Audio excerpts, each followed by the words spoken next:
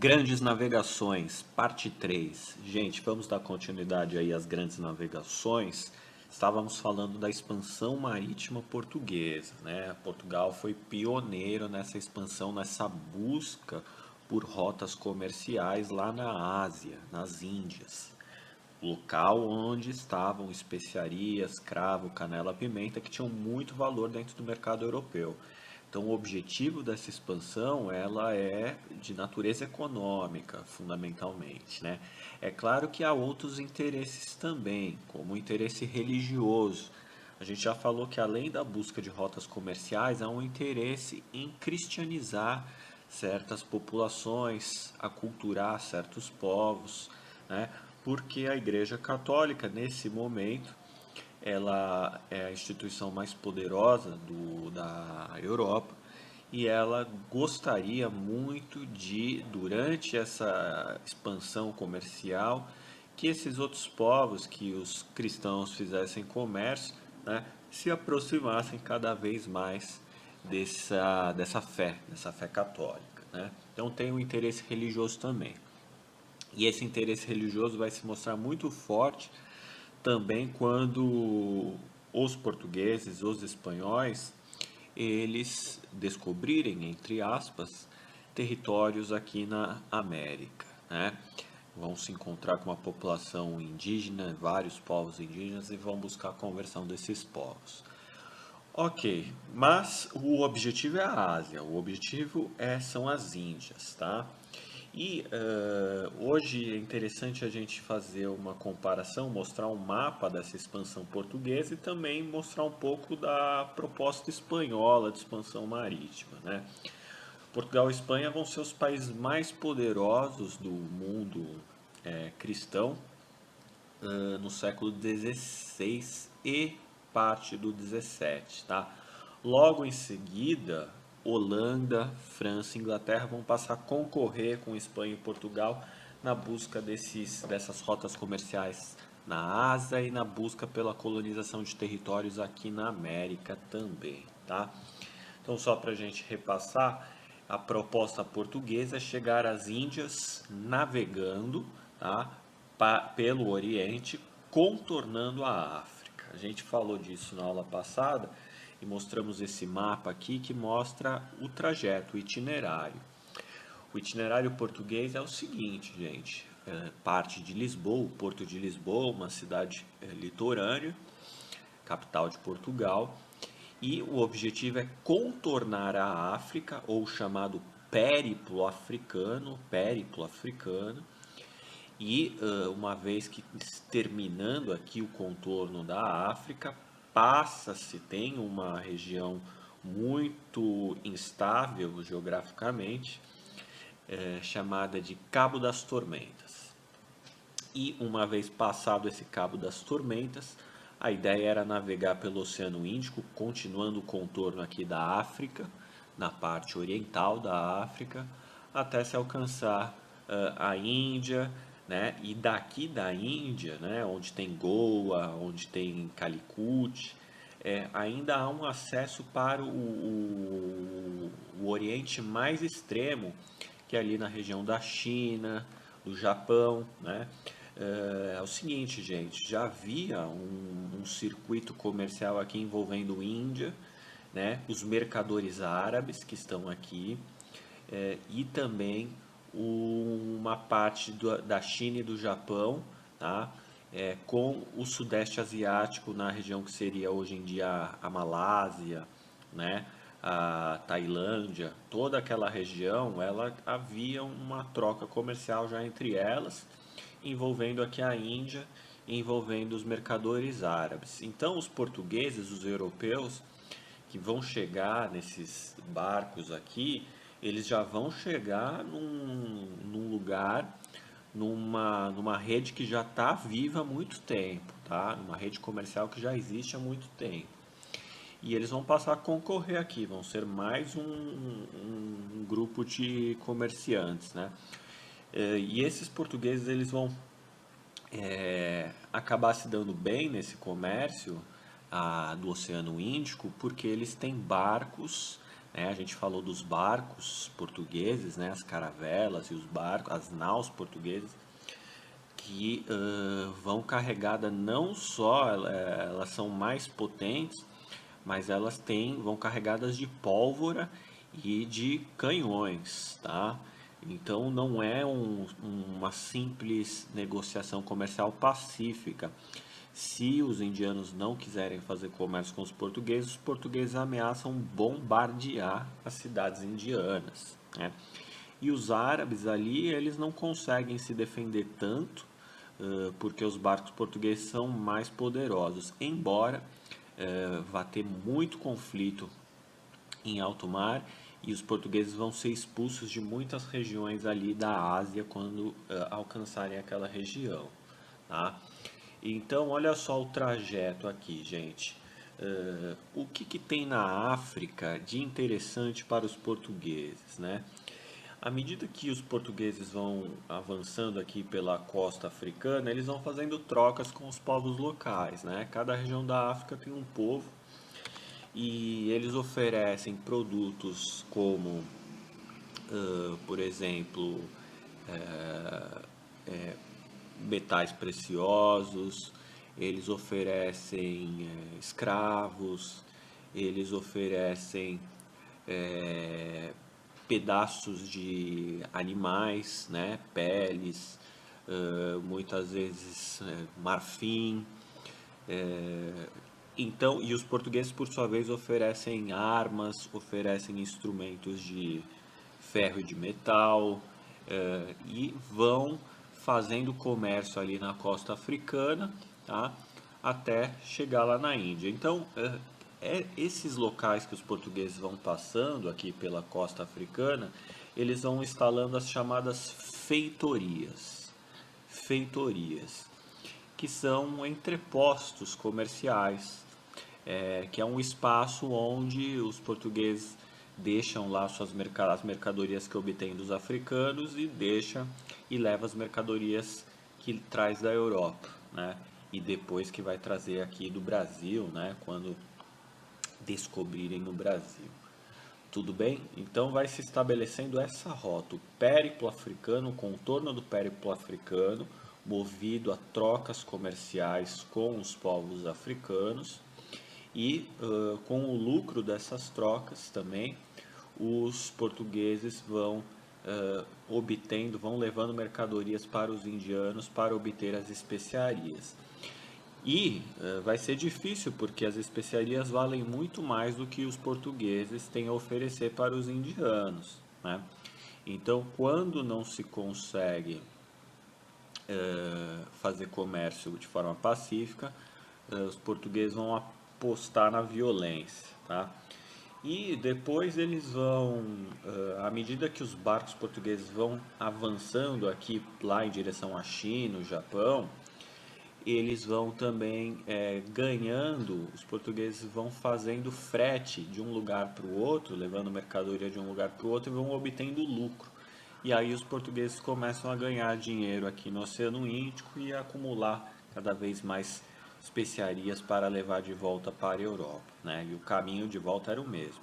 Contorna a África Oriental, né? Passa aqui Moçambique, passa o Cabo das Tormentas, que vai passar a se chamar Cabo da Boa Esperança, né? Depois, principalmente depois que o Vasco da Gama, que o Bartolomeu Dias alcança esse cabo, ele passa a se chamar Cabo da Boa Esperança, depois o Vasco da Gama ultrapassa esse cabo e chega finalmente às Índias, tá?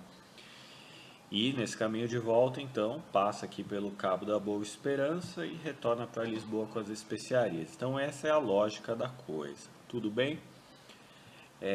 Vamos avançar aqui mais um pouquinho. Um outro mapa. Esse mapa é muito legal porque mostra as possessões portuguesas ao longo dessa expansão marítima, né? Ou seja, quais são as ilhas e territórios que Portugal passou a conquistar, né? Seja pela força ou seja por serem ilhas desabitadas, né?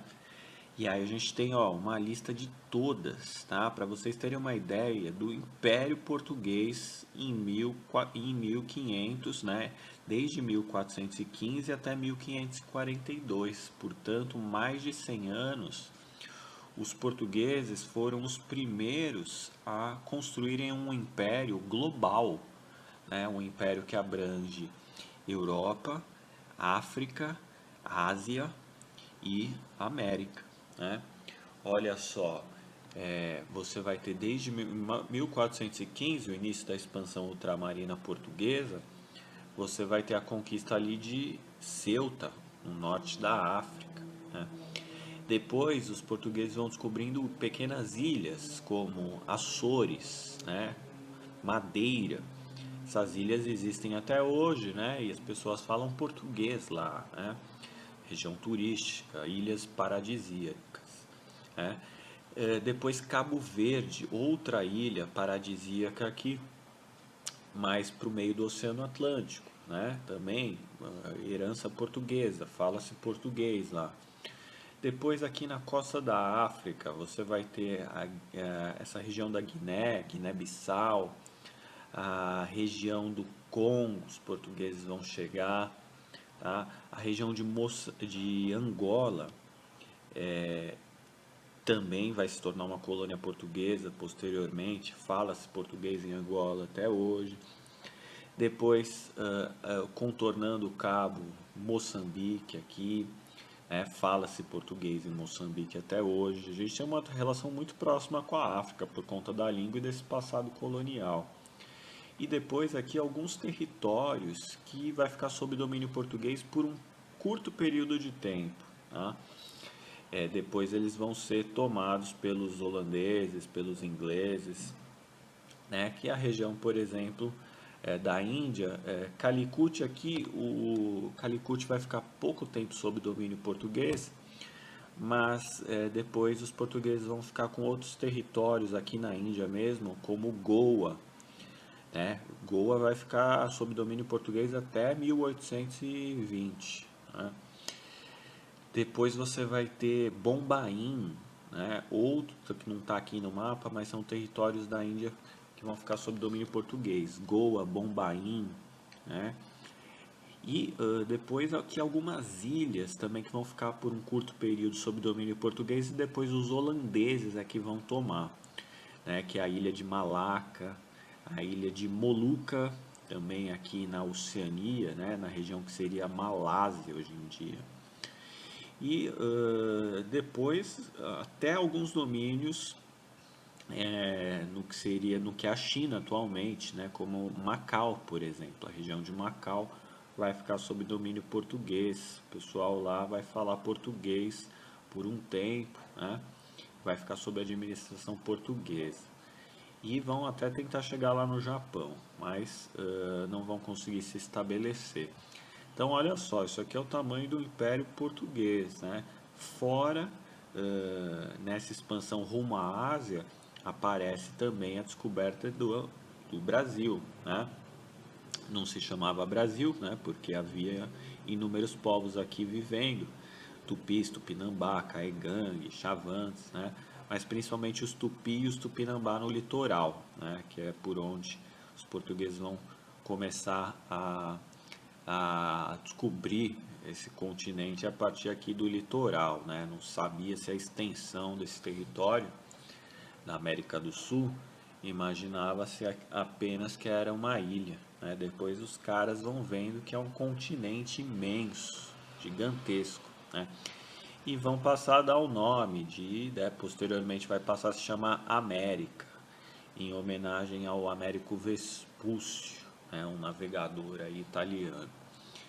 Tá? Então esse mapa é muito legal porque mostra a construção do Império Português em mais de 100 anos, né? Isso aí tudo é continuidade daquele processo que a gente viu do renascimento comercial lá no final da Idade Média. Tudo bem? Olha só aqui algumas imagens do Vasco da Gama, navegador português que chegou à Índia, né? e ele vai chegar na Índia, vai enfrentar um monte de dificuldades de fazer comércio com a população local, porque os comerciantes indianos, eles já tinham relações comerciais com os árabes, lembra? E essa relação, os portugueses vão chegar lá e vão entrar, vão tentar se infiltrar naquele comércio e vão fazer muitas guerras, inclusive com os árabes, com os próprios indianos. Olha aqui as naus portuguesas, né? Elas estão chegando com essa cruz aqui, simbolizando a chegada dos cristãos lá no comércio das especiarias, né? E a população indiana, né, os reinos indianos, eles eram muito prósperos, muito ricos, né? Então tá aí algumas imagens mostrando essa aproximação que é conflituosa em muitos momentos e pacífica em outras, né? O lucro era muito grande dessas especiarias, gente.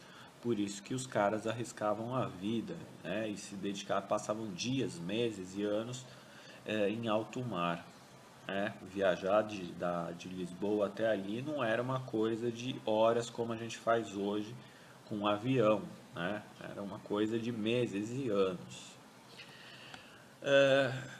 Aqui, gente, a gente tem um mapa que mostra a expansão, um pouco da expansão marítima espanhola, né? A Espanha foi uma concorrente portuguesa nessas navegações. Ela vai vir um pouco depois dos portugueses e, diferentemente dos portugueses que vão buscar chegar na Ásia contornando esse périplo africano aqui, a Espanha vai optar por ir em linha reta aqui, saindo de Madrid, saindo de Valência, né? Vai buscar alcançar as Índias em linha reta. Por quê, gente? Porque nesse momento passa a vigorar a hipótese, a tese de que a Terra era redonda, né? Não se tinha um consenso sobre o formato da Terra, se ela era plana ou se ela era redonda. Os espanhóis, principalmente através do Cristóvão Colombo, né, que era genovês, era italiano, né, por sua vez, ele era adepto dessa tese de que a Terra era redonda e ele chegou para o rei da Espanha e falou: ó, eu posso navegar em linha reta aqui e uma hora a gente vai sair lá na China. E quando a gente sair lá na China, a gente está do lado da Índia e chega antes dos portugueses lá e toma conta do comércio. Garante lá, bota nossos barcos em alto mar lá, impede a chegada dos barcos portugueses e a gente fica sob domínio ali daquela região, né? E o rei espanhol passou a apostar, investir nessa empreitada, né? E aí a Espanha vai tentar chegar aqui na China e na Índia, contornando o oceano, contornando o globo terrestre, né? Segundo a tese de que a Terra era redonda. Só que nesse processo eles vão descobrir outros territórios, outras ilhas, né, ao longo do caminho, que posteriormente vai ser visto, né, vai ser, essas ilhas vão, na verdade, não vão ser apenas ilhas, vão passar a ser um continente inteiro também, né? E aí a gente vai ter o início também da colonização espanhola das Américas, né? A Espanha vai obter vários territórios aqui no norte da América, né? Na região que seria hoje um pouco do México, um pouco da Califórnia, um pouco dessas ilhas aqui da América Central, Cuba, Haiti, Nicarágua, tudo isso vai ser espanhol, tá? E depois essa costa aqui pacífica, onde tem atualmente o Chile, o Peru, o Equador, Colômbia, Venezuela, Argentina, tudo isso vai ser sob domínio espanhol, tá? Não é à toa que esses países todos falam espanhol, né, gente? É por isso. Esses territórios todos também já eram habitados por populações indígenas altamente prósperas, altamente desenvolvidas, tá?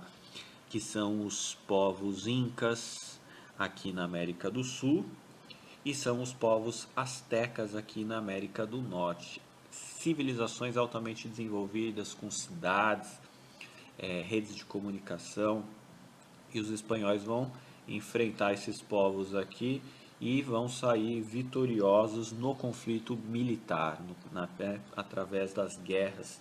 Tá? Os espanhóis vão costurar alianças, né, com tribos menores, né, porque os astecas aqui, no caso, né, os astecas dominavam tudo, e você tinha tribos menores. Os espanhóis vão fazer aliança com essas tribos menores para conquistar a capital asteca, né, que é Tenochtitlan, que vai se chamar México depois, né? E aqui na América do Sul a mesma coisa, quem dominava a América do Sul aqui, nessa região dos Andes, vão ser os incas, né? E os espanhóis vão costurar alianças com tribos menores para dominar os incas, né? Então aí a gente tem o início da... E aí essa América toda aqui, ela passa a ser dividida inicialmente entre portugueses e espanhóis, né? Olha só, aqui a caravela, né? As 3 caravelas de Cristóvão Colombo, quando, né, Colombo foi o primeiro a chegar na América, né? Ele saiu com 3 caravelas, né? Santa Maria, Pinta e Nina, e depois de 2 meses encontrou uma nova ilha com um novo povo, todo mundo pelado ali, né? Quem que são essas pessoas? Ele acreditou que eram os indianos, né? E passou a dar o nome desses povos de índios, em homenagem à Índia, né?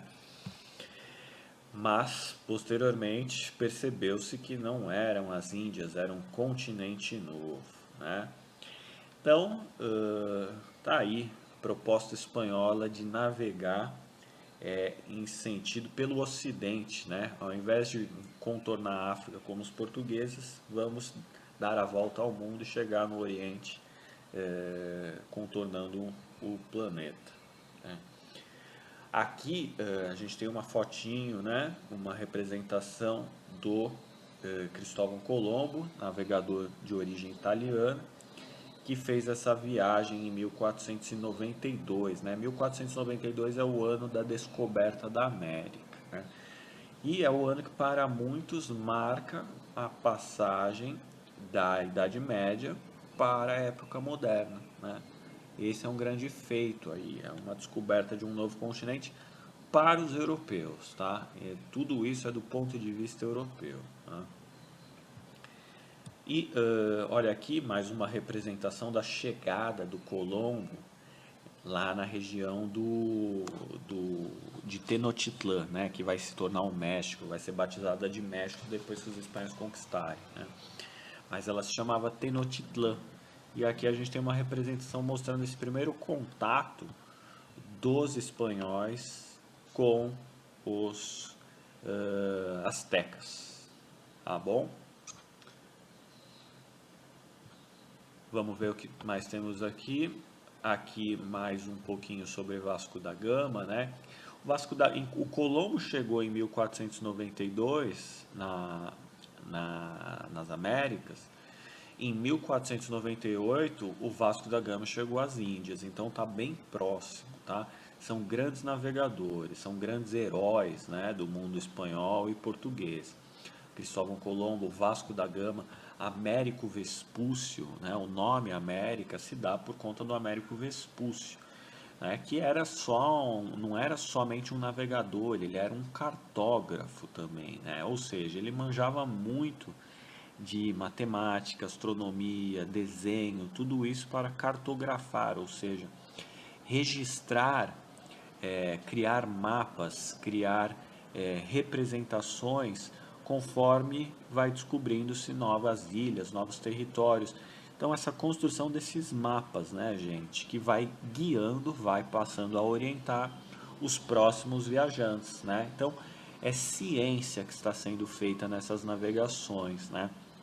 Elas têm esse componente comercial, tem o componente religioso, né, que é a conversão dos povos, e tem esse componente científico também. Ao mesmo tempo é preciso desenvolver ciência, engenharia, náutica, cartografia, astronomia, matemática, tudo isso para orientar os barcos, né, nessas navegações. Além da culinária, né, porque tem a questão também, a questão da culinária e da higiene que a gente viu nas aulas passadas, né, para manter a população dentro desses barcos, né. Outro grande viajante foi Pedro Álvares Cabral, né, que ficou mais conhecido pela descoberta do Brasil em 22 de abril, né. Essa viagem é muito interessante porque não se sabe se ela foi por acaso, né, se Pedro Álvares Cabral chegou por acaso aqui nas terras do Brasil, ou se foi proposital, né? A tese mais aceita hoje em dia diz que Cabral e outros portugueses, né, já sabiam da existência de terras por aqui, tá? Não se sabia, claro, a extensão dessas terras, o tamanho dessas terras, mas já se sabia assim que existiam terras por aqui, né? Acreditavam-se que eram ilhas, né? Então, conforme Cabral ia para a Índia, né? O objetivo principal da viagem de Cabral era chegar às Índias. Ele acabou abrindo o barco um pouco mais e acabou chegando nessa ilha que eles vão batizar de Veracruz, Ilha de Veracruz, né? Que é um marco, o início da história do Brasil. Vai passar aí 10 dias com os índios, né? Cabral e toda a sua frota. Vai ter o primeiro contato com os indígenas aqui, né? E na aula que vem, gente, a gente vai começar a entrar aí nessa mais no território americano para falar um pouco não só dos primeiros contatos de portugueses com os indígenas, como também dos espanhóis com os indígenas. E aí a gente vai falar um pouco da América, passar a falar um pouco das Américas aqui antes da descoberta europeia. Tudo bem? Então por hoje é isso, gente. Um abraço.